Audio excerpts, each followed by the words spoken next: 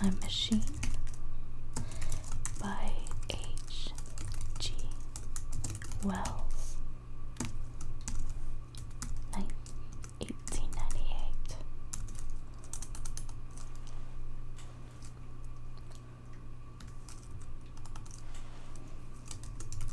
The Time Traveler, for so it will be convenient to speak of him, was expounding a recondite matter to us.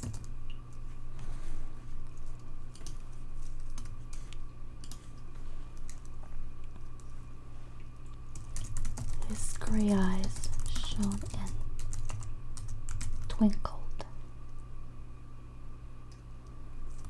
and his usually pale face was flushed and animated.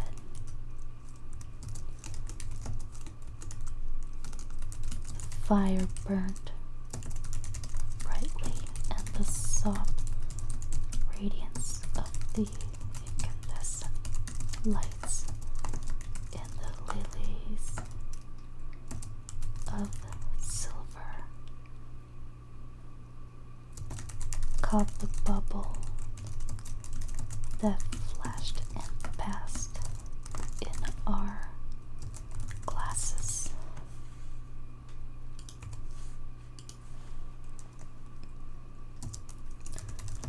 Our chairs, being his patent,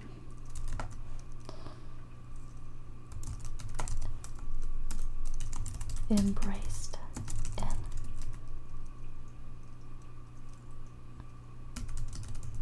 caressed us rather than submit to be sat upon.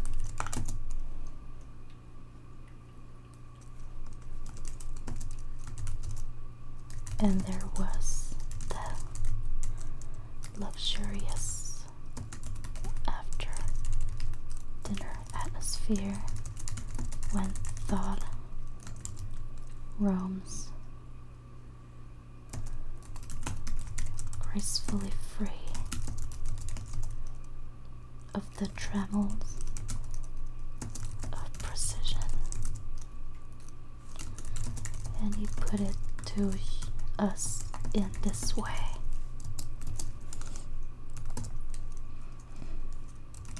Marking the points with a lean forefinger.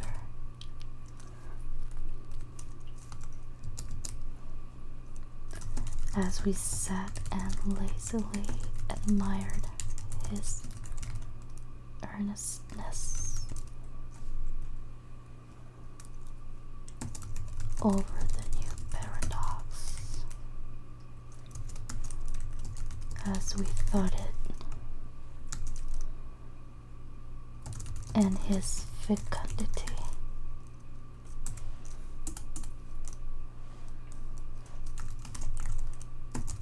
You must follow me carefully. I shall have to controvert one of two ideas that are almost universally accepted. The geometry, for instance, they taught you at school, is founded on a misconception.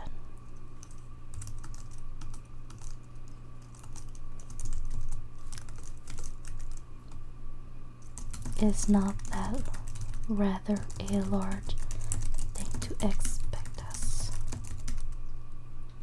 to begin upon?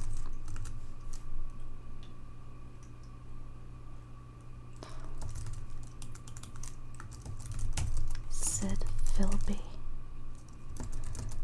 an argumentative person with red hair.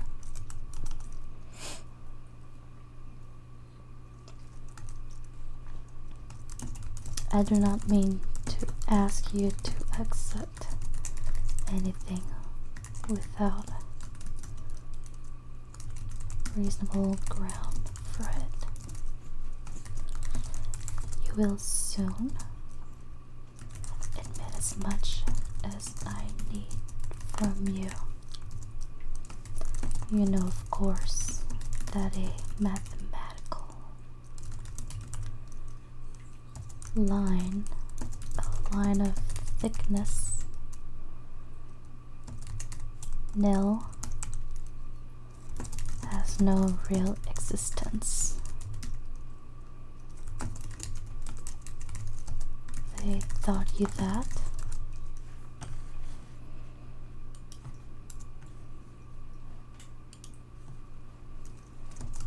Neither has a mathematical plane.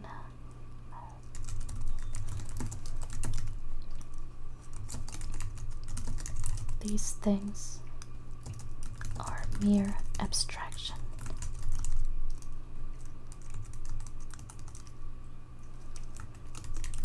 That is all right, said the psychologist.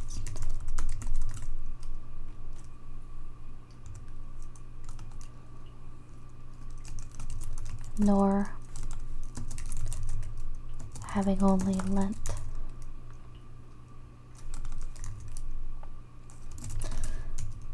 breadth and thickness, can a cube have a real existence?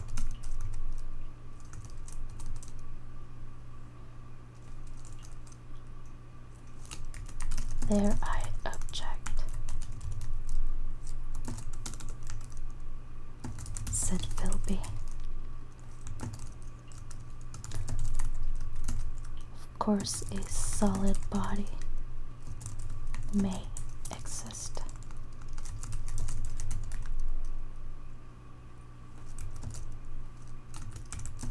All real things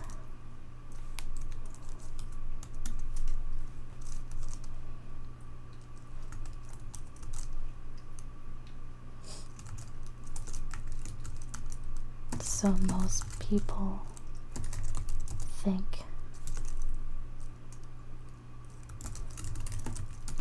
But wait a moment.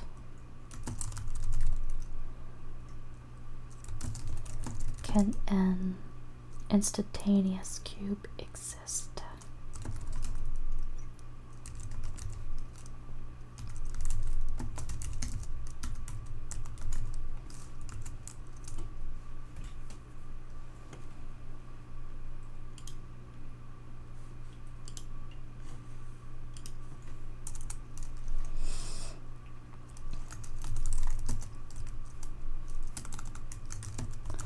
Don't follow you,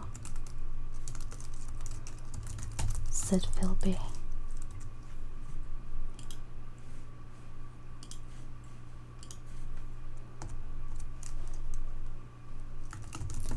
Can a cube that does not last for any time at all have a real existence?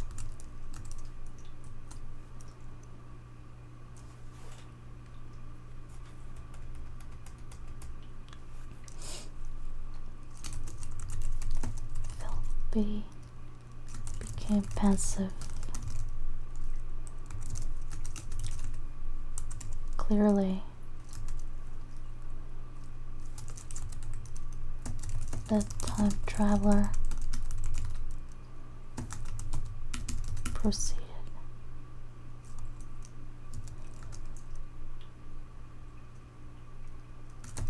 Any real body must have extension in 4 directions. It must have length, thickness, and duration.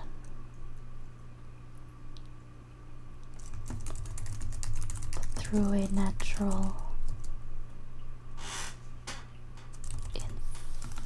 uniformity.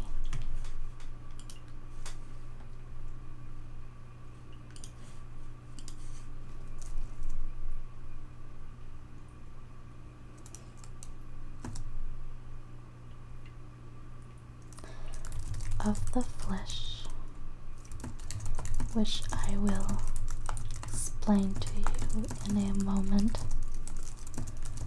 we incline to overlook this fact.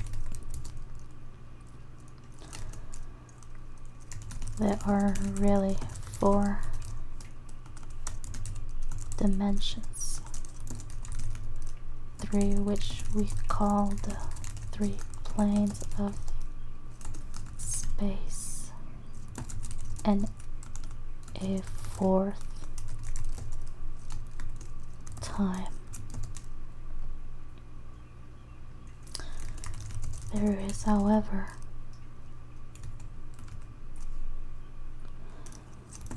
a tendency to draw an unreal distinction between the former 3 dimensions and the latter, because it happens that our consciousness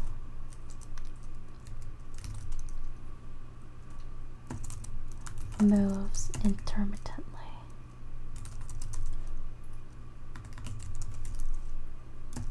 in one direction along the ladder from the beginning to the end of our lives.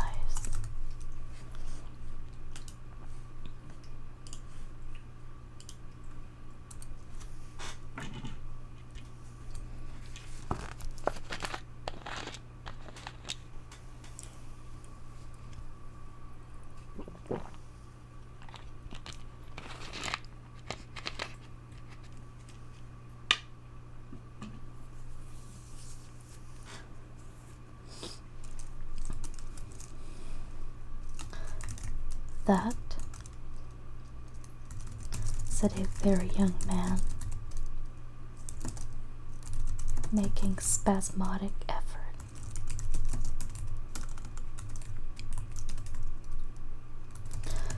To relight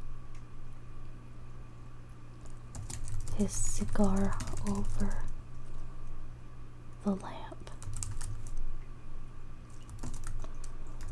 That very clear indeed.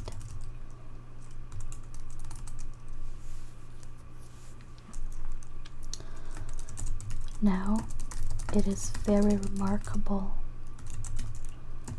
that this is so extensively overlooked.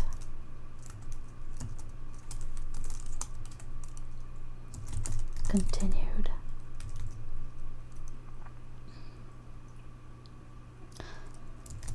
The time traveler,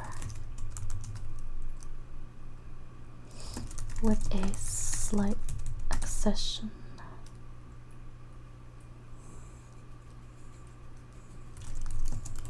of cheerfulness,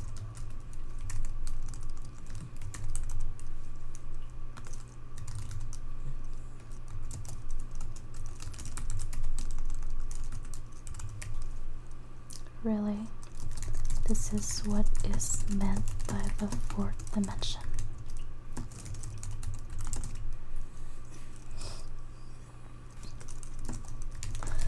There was some people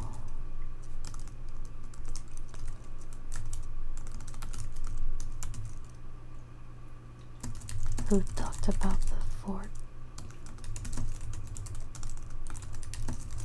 dimension do not know they mean it. It is only another way of looking at time. There is no difference between time and any of the 3 dimensions of space consciousness.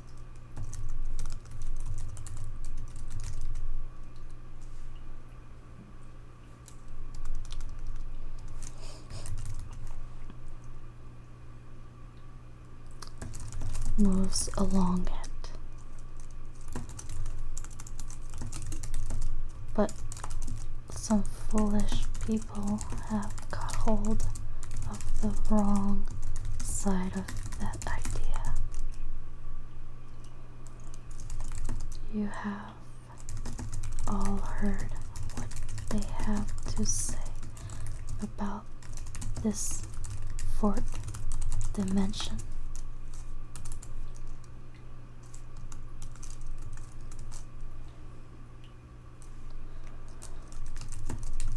I have not, said the provincial mayor.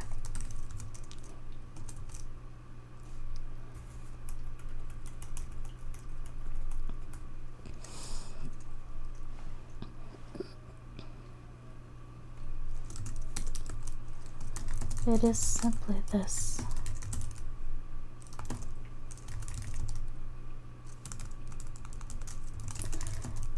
That space, as our mathematician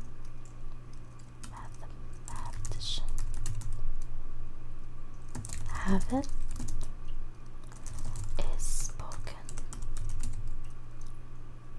of as having 3 dimensions,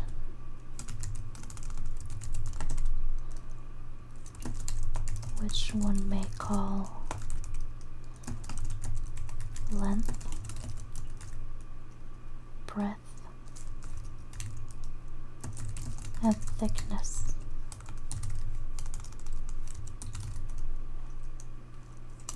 And is always definable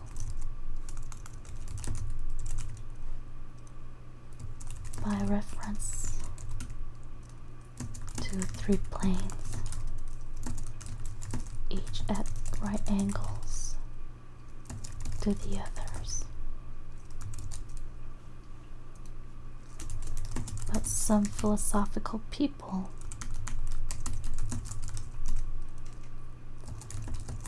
have been asking why 3 dimensions particularly.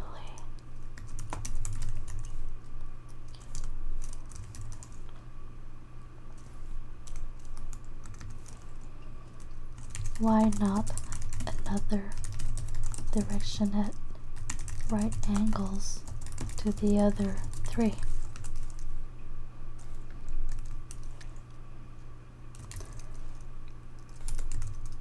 And have even tried to construct a 4-dimension geometry.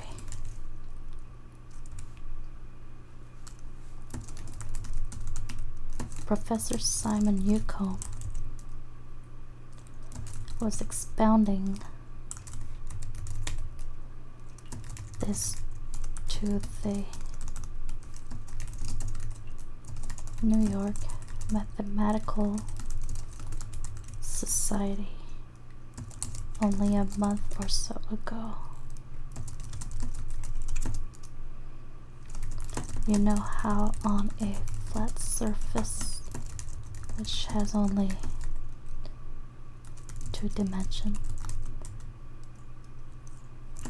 we can represent a figure of a 3-dimensional solid, and similarly they think that by models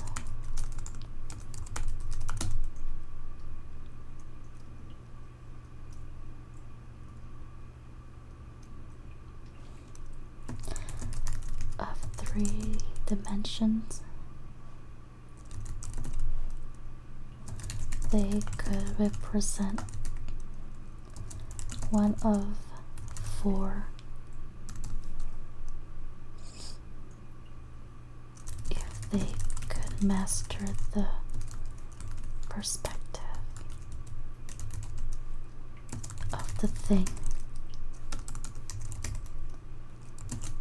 See?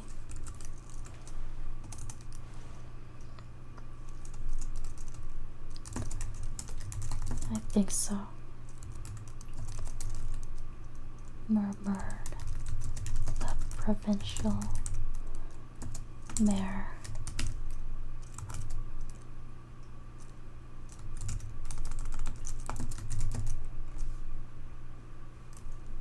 And knitting his brows,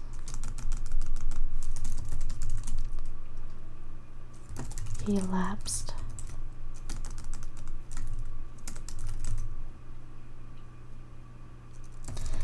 into an introspective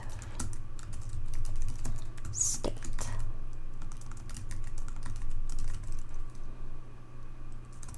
His lips moving as one who repeats mystic words.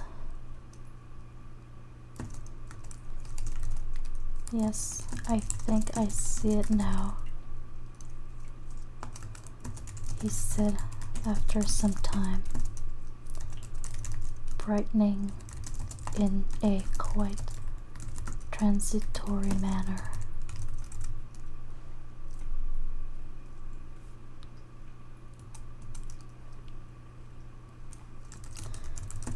Well, I do not mind telling you, I have been at work upon this geometry of 4 dimensions for some time. Some of my results are curious. For instance, here is a portrait of a man at 8 years old, another at 15, another at 17, another at 23, and so on. All these are evidently sections, as it were.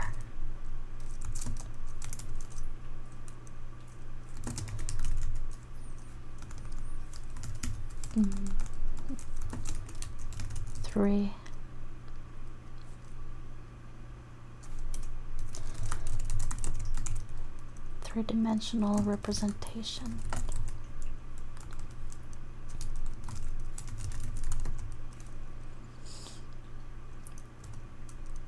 of his 4-dimensioned being.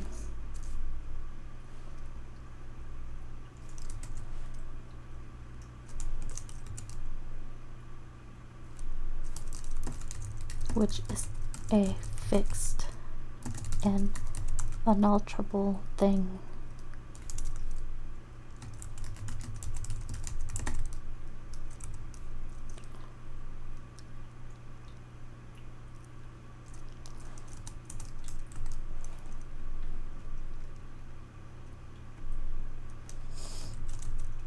Scientific people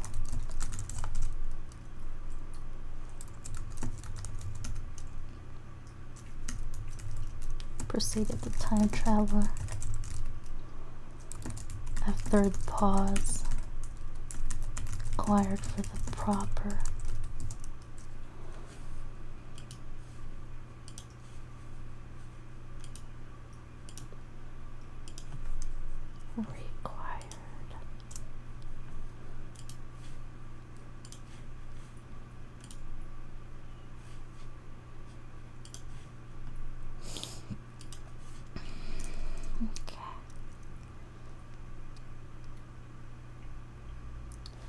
for the proper assimilation of this. Know very well that time is only a kind of space. Here is a popular scientific diagram.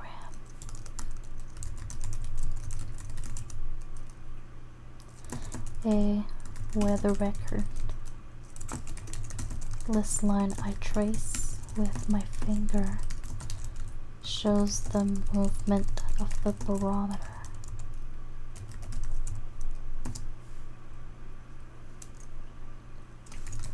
Yesterday, it was so high. Yesterday night, it fell. Then this morning, it rose again, and so gently upward to here. Surely the mercury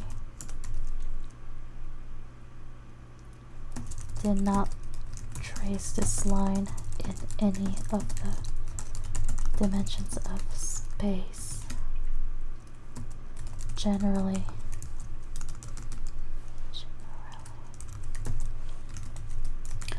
recognized.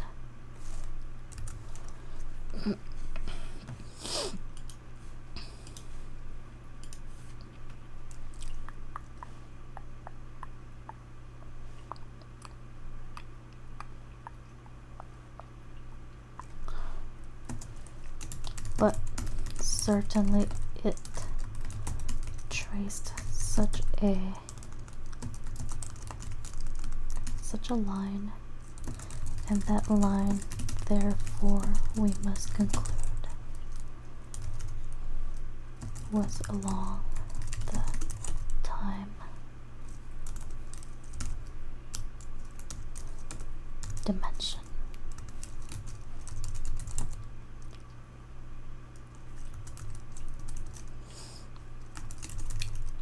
But, said the medical man,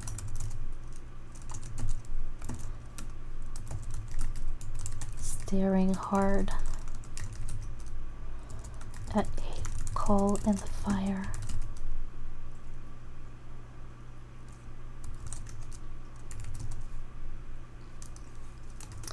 if time really only a fourth,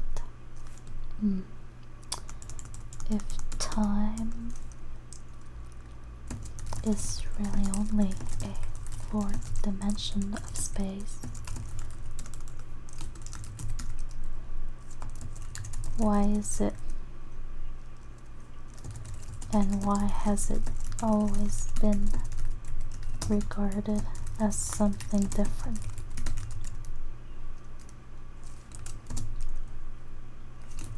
And why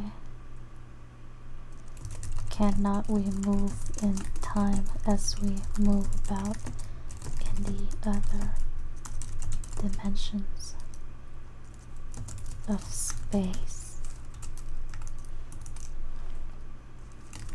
The time traveler smiled.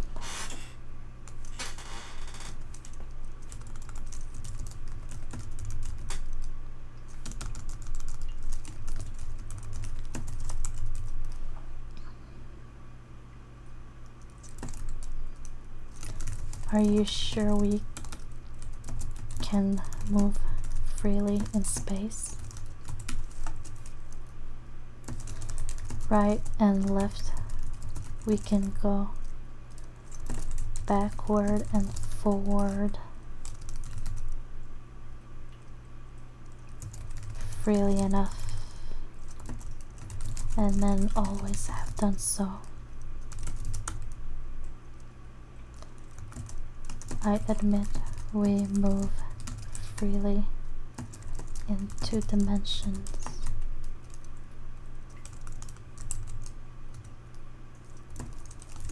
But how about up and down?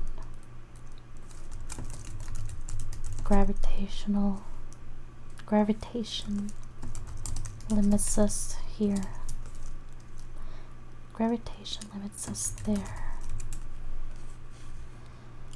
I admit gravitation. Okay.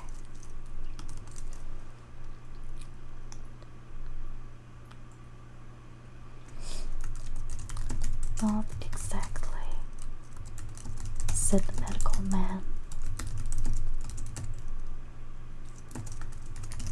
There are balloons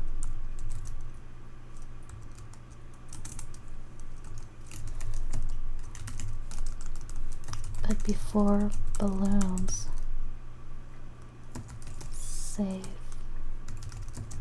for spasmodic jumping.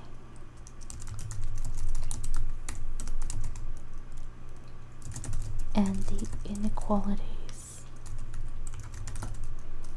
of the surface.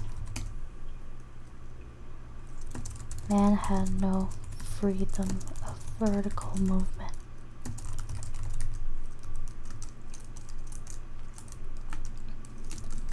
Still, they could move a little up and down, said the medical man.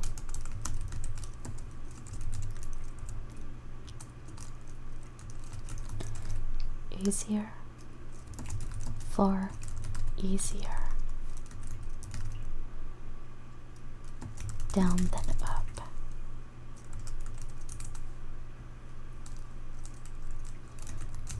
And you cannot move at all in time. You cannot get away from the present moment.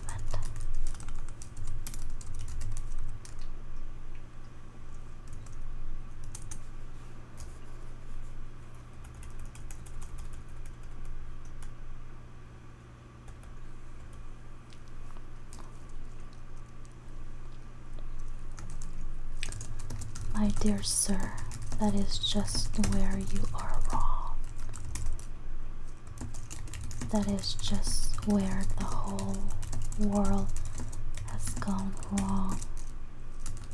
We are always getting away from the present moment. Our mental existence, which are immaterial and have no dimensions, are passing along the time dimension with a uniform velocity from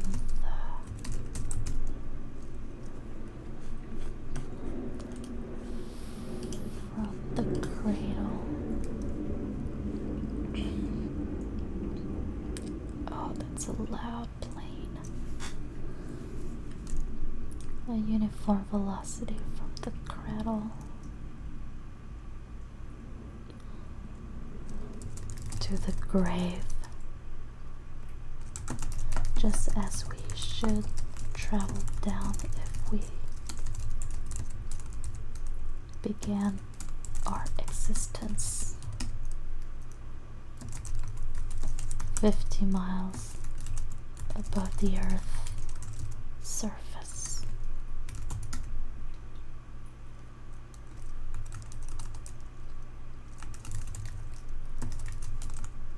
But the great difficulty is this,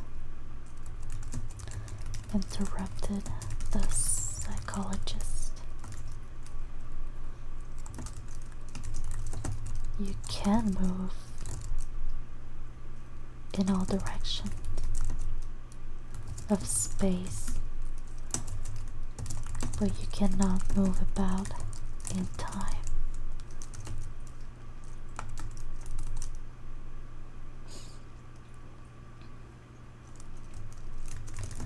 That is the germ of my great discovery.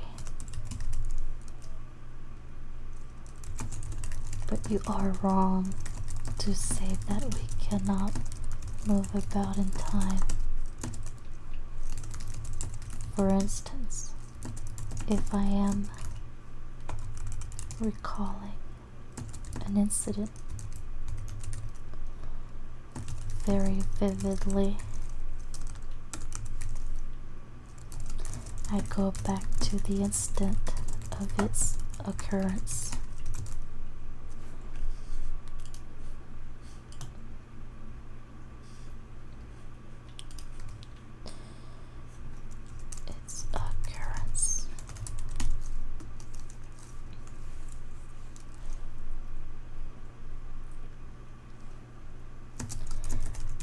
become absent-minded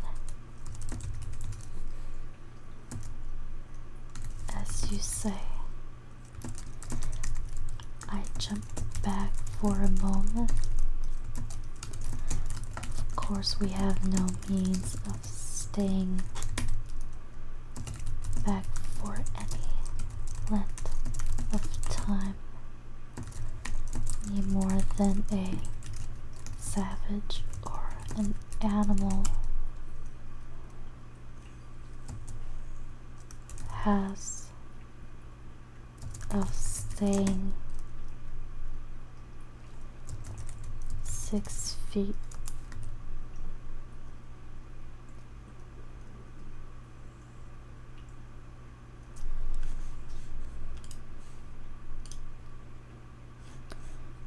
Staying 6 feet down.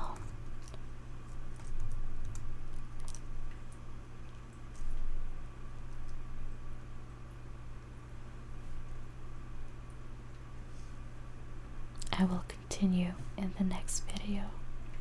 I hope you enjoyed it and that you feel relaxed. See you next time.